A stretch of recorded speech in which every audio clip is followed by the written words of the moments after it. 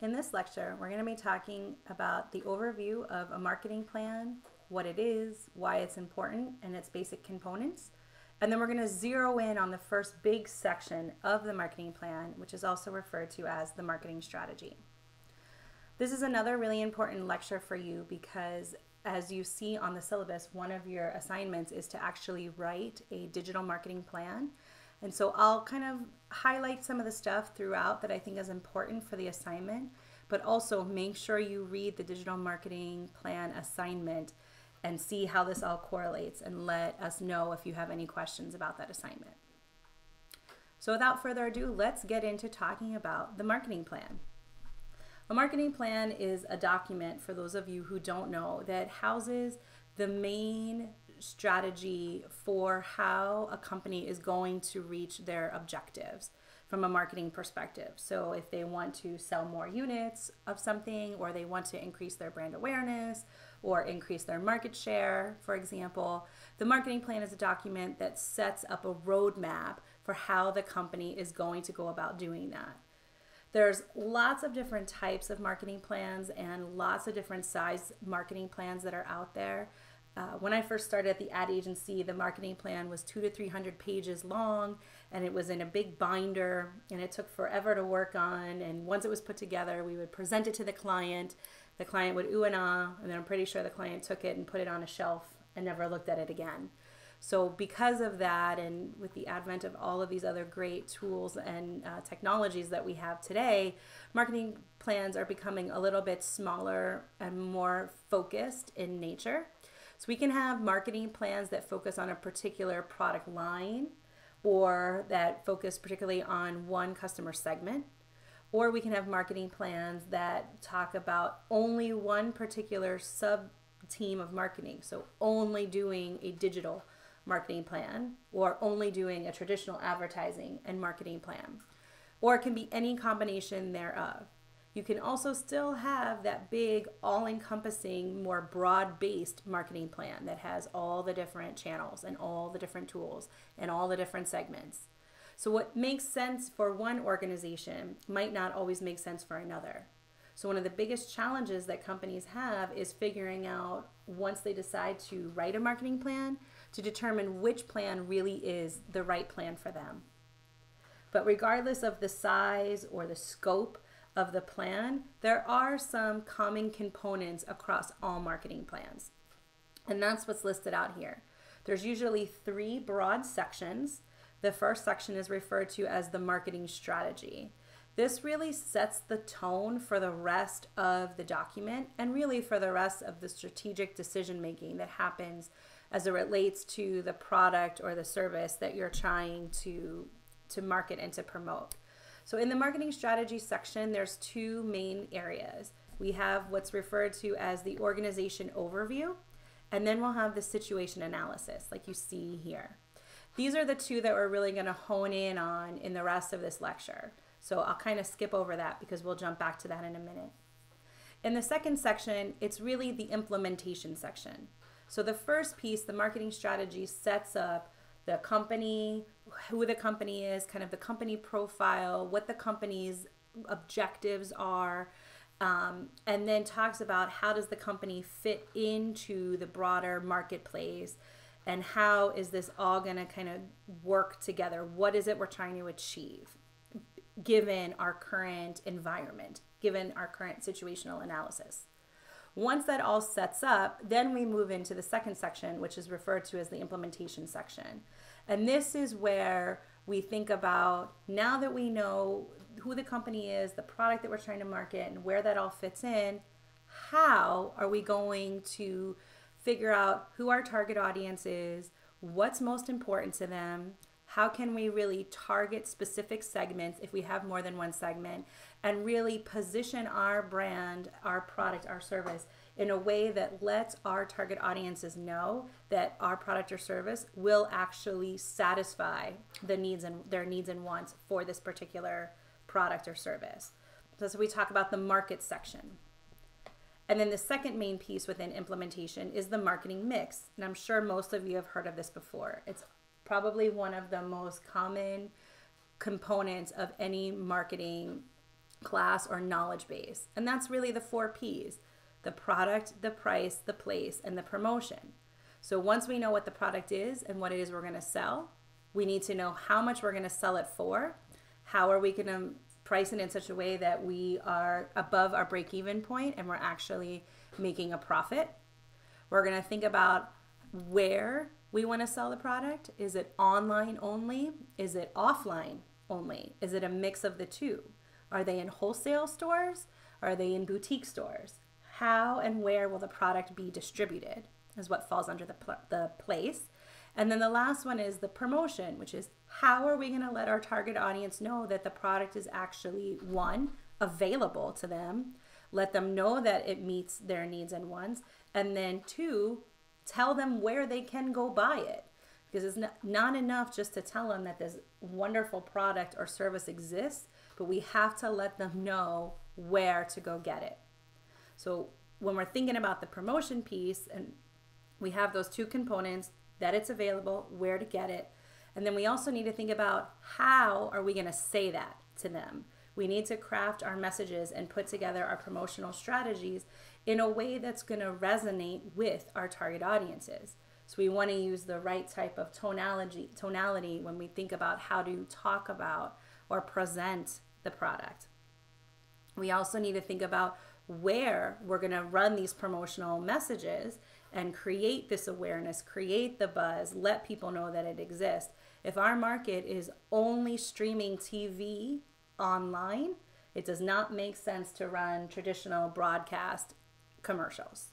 So we need to know about their media trends and media habits so that we can put our promotional messages where it makes sense. All of that kind of falls under the marketing mix.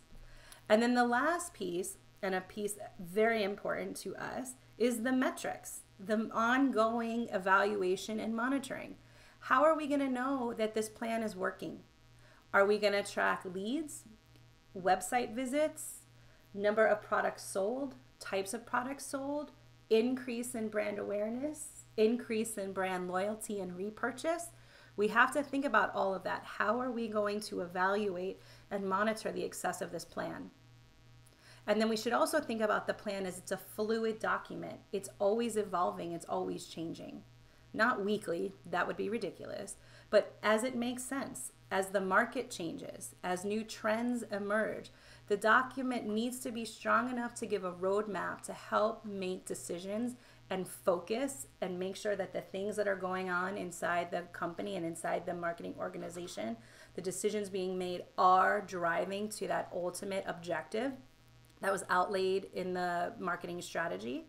But it also needs to be fluid enough that if we need to make a change, if there's a shift, that the plan can accommodate that as well. The same thing goes for when we're monitoring. If we find out that a particular distribution channel isn't performing well, or a particular media outlet isn't performing as well as we thought, we need to have the ability to shift some of our tools, our assets, and our resources into things we know that are working so that we're continuing to optimize the plan as we move along. We're going to talk a lot more about marketing plans throughout the semester, so this was just the quick introduction. And like I mentioned, now let me zero in on that first big piece, which is the marketing strategy piece. So we have our organizational overview and we have the situation analysis. And within here, we need to think about something else, right? And something that's not on here, which is something that's very important for a marketing plan, which is the executive summary.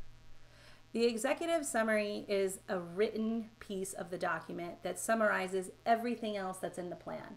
So things like who the target audience is, the product that we're going to be positioning to them, how we're going to promote the product, the price at which we're going to sell the product, how we're going to evaluate the success and have the on-term monitoring and optimization plans. It's all in there. So it needs to give enough information so that if you read nothing else, you have a good idea, a broad picture about what's going on. A second, almost equally as important function of the executive summary is to sell this to upper management. Why this plan?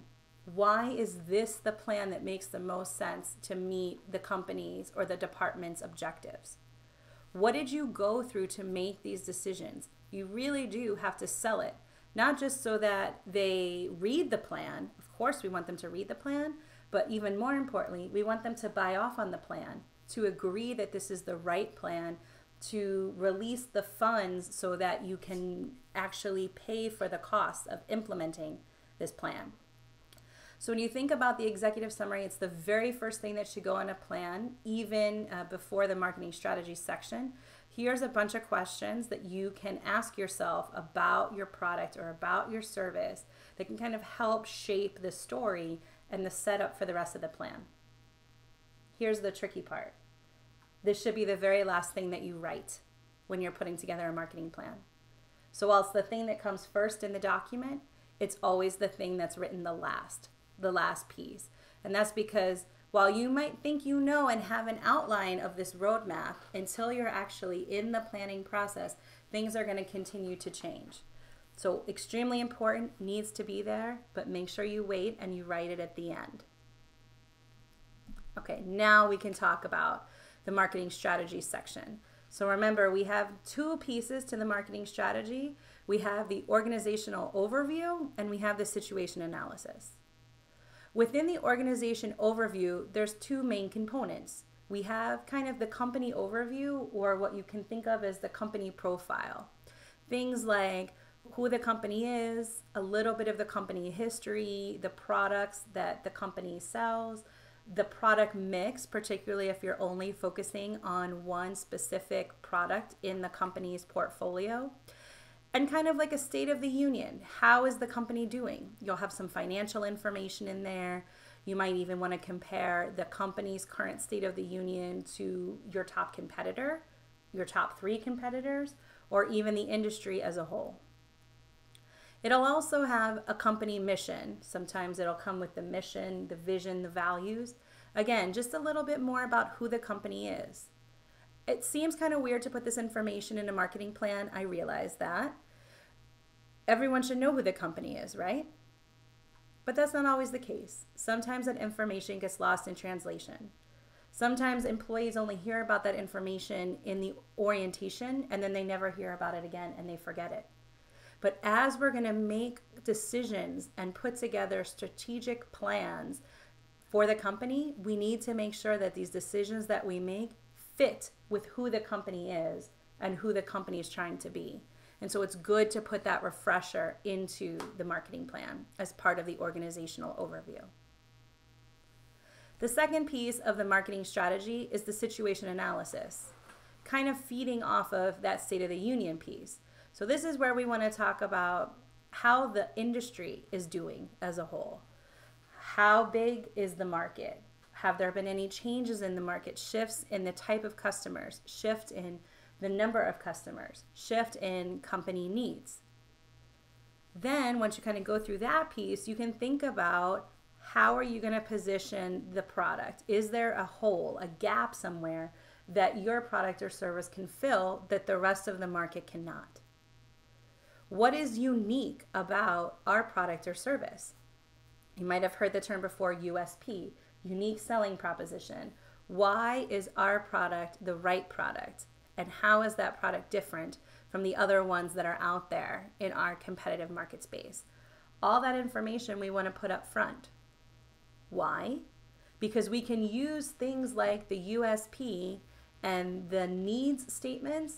We can turn that into messaging when we get into the promotional phase down in the implementation phase of the 4 Ps. So when we need to know how to talk about the product or we need to know how to talk about our customers, a lot of that information is coming directly from this section of the marketing strategy. Here, if you want to think about how to put together a comprehensive situational analysis, this is it. There's 4 main sections. The first thing that we want to talk about is the product. How are the sales? How is our cost? How's our ROI? What's our contribution margin currently? These are all things that we need to be thinking about. And again, make sure you hit the most important thing right here, which is the need that this product services for our customer. We need to think about the industry overall. And let me pause for a second. we can write these in whatever order we want. It doesn't have to be in this exact order. It just happens to be the order that it's in this slide. Let's talk about the industry. How big is the market? Is the market in a growth stage still?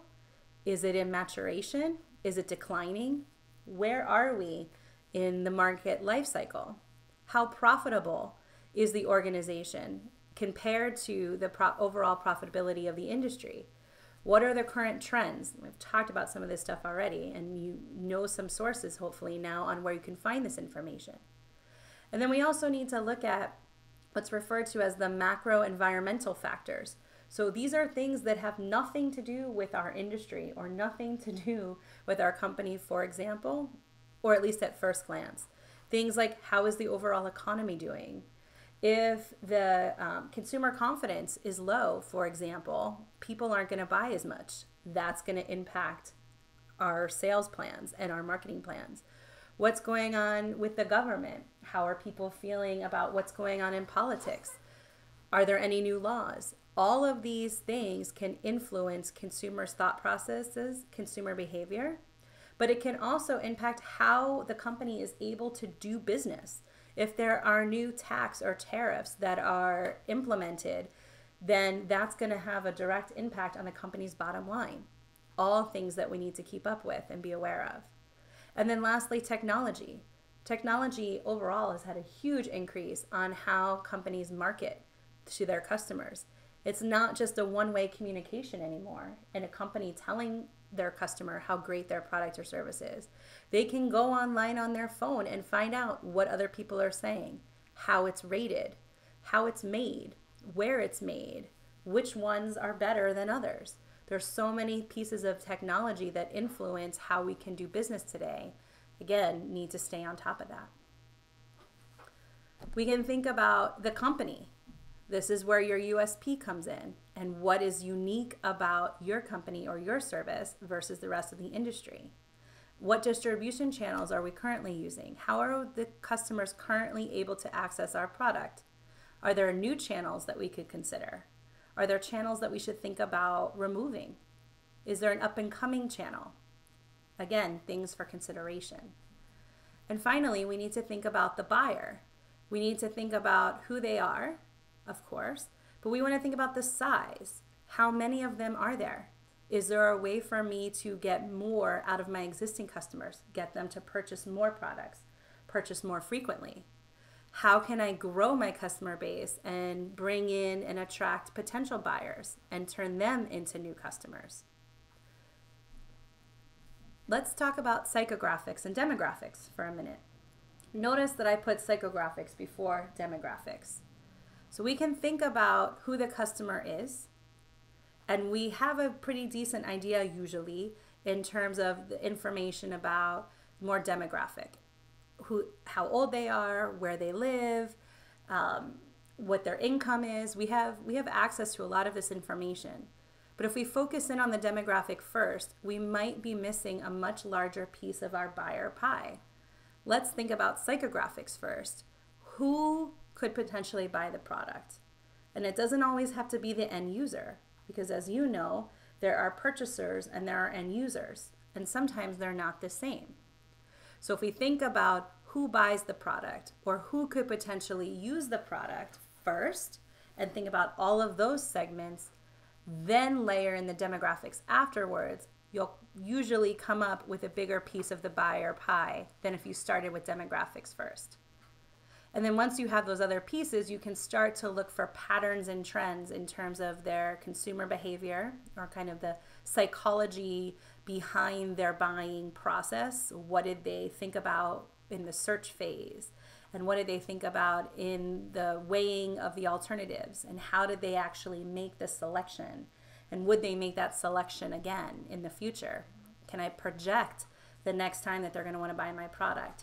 All of that can go into the buyer section, and that will help us. This piece will help inform once we get into the target audience identification and segmentation piece of the marketing plan. So those are the four main components of the situational analysis. And no situational analysis would be complete without a SWOT. So strengths, weaknesses, opportunities, and threats.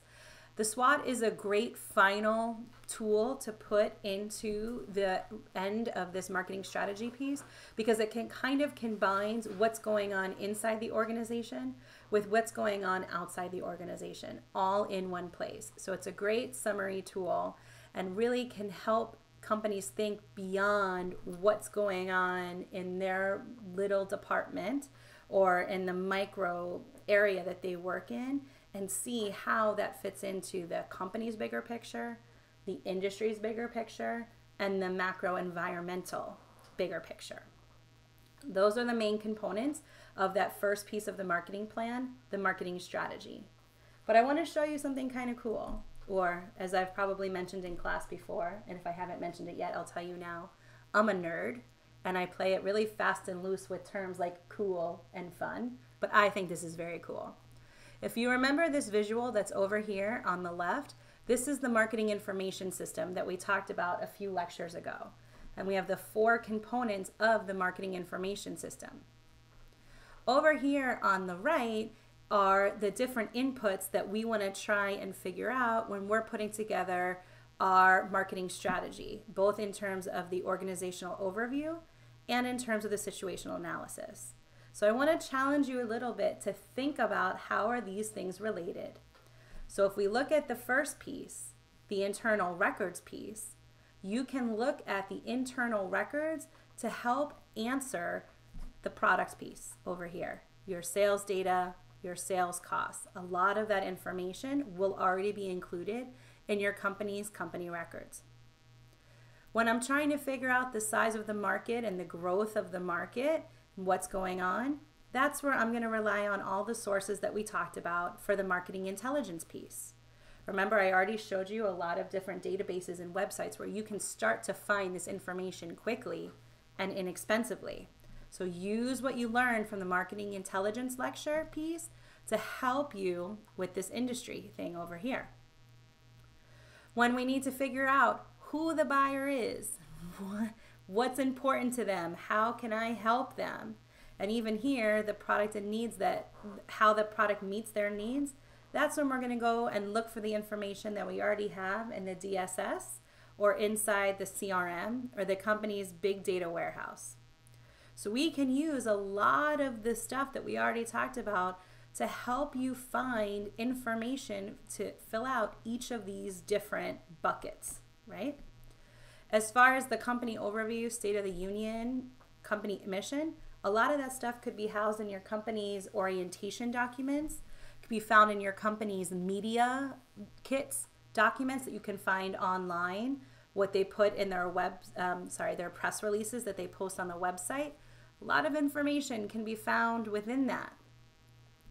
When we're trying to figure out how to inform the SWOT or even how to inform some of this other information, again, go back and look at what we're saying from a marketing perspective.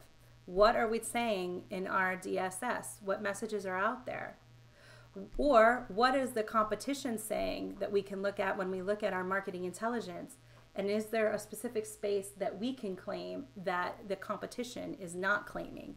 And a lot of that can help inform this as well.